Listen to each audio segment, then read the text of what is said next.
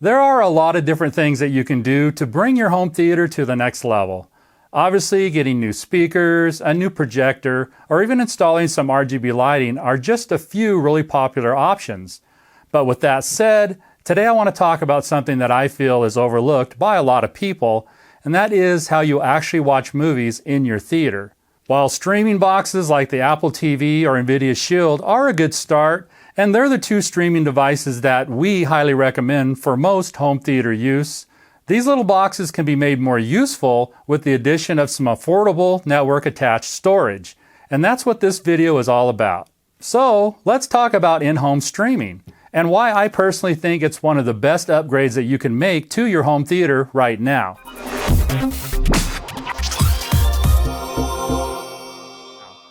But before we get into that, I think it's important to talk about some of the reasons why you might want to replace regular streaming services, and Blu-rays for that matter, with something else. One of the biggest problems that most people have with streaming services, whether it be Netflix, Hulu, or Disney Plus, is the fact that you'll get a compressed, lower quality version of whatever you're trying to watch. Because these streaming services are sending video to millions of people at a time, they need to save on bandwidth. And the way they do this is to compress their movies and TV shows. This means that usually the best audio you can hope for is compressed 5.1 with low quality video to match. These aren't really deal breakers, but for most streaming services, the audio quality still leaves a lot to be desired, even if the original track was mastered well. And we haven't even gotten into the obvious problems, like if your internet or streaming service goes down, well, you're not going to be watching a movie. Of course, Blu-rays on the other hand don't have this problem because they're physical discs. They can store a lot more data, and as a result, the audio and video on a Blu-ray will almost always be of higher quality than what you'd get from a regular streaming service. And obviously, you don't need a working internet connection to watch them. But Blu-rays aren't perfect either. For one, they're expensive. Unless you can get them used or on sale, a new 4K Blu-ray can easily set you back upwards of $30. And not to mention that every time you handle that Blu-ray, you might be subjecting it to fingerprints, dust, or scratches. And on top of that, some 4K Blu-ray players are just buggy. For example, we've had random freezing and glitches with our Sony UBP-X800 player, which can really be annoying while you're watching a movie. Now, of course, this is going to come down to the Blu-ray player that you're using, but it is still a possibility and something to consider. In-home streaming, on the other hand, fixes all of these problems. Because you're streaming video directly to your own home network, you can get a much higher quality video and audio signal than you would from a regular streaming service. And because you're not relying on an internet connection, you don't have to worry about buffering or slowdowns.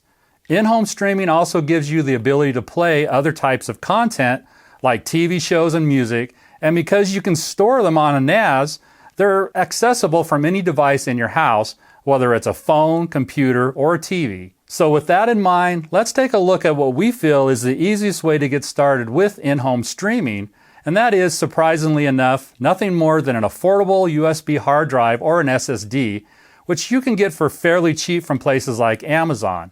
Here we have a 1 terabyte Western Digital drive that we decided to use for our tests.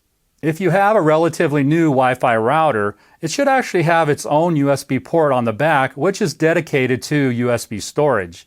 Just plug your hard drive into the router, go into the router setup page, and share the hard drive to the rest of your network. Now you can access this network drive from pretty much anywhere, like a computer or an NVIDIA Shield, for example. So we went ahead and copied one of our movies onto the USB hard drive and played it through VLC Media Player on the NVIDIA Shield, and as you can see, it actually worked out great. What we've done here is actually created our own network attached storage, or NAS for short.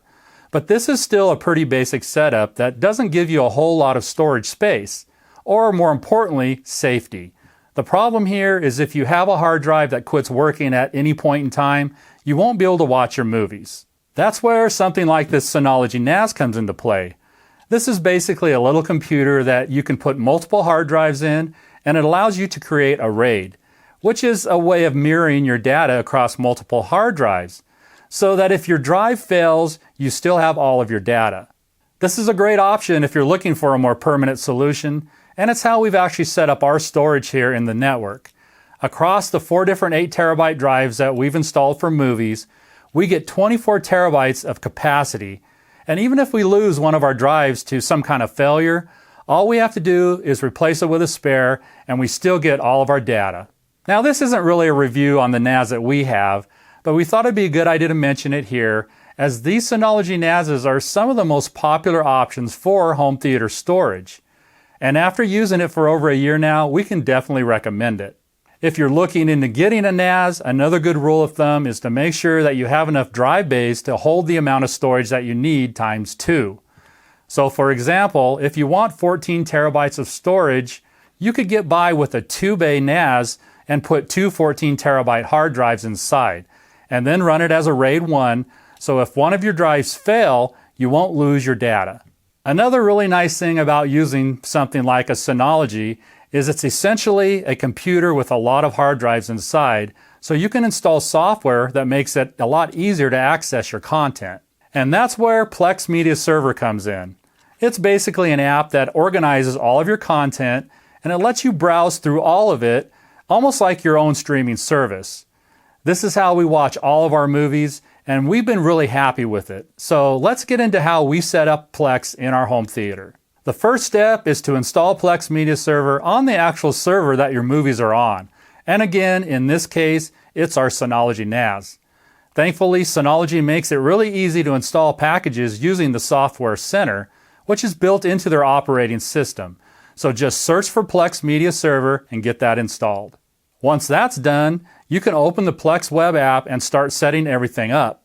This is pretty self-explanatory. Just follow the steps on your screen and you'll have the server up and running in no time. This is obviously a shorter version of the full process, but hopefully this gives you a good idea of how simple it is to get set up.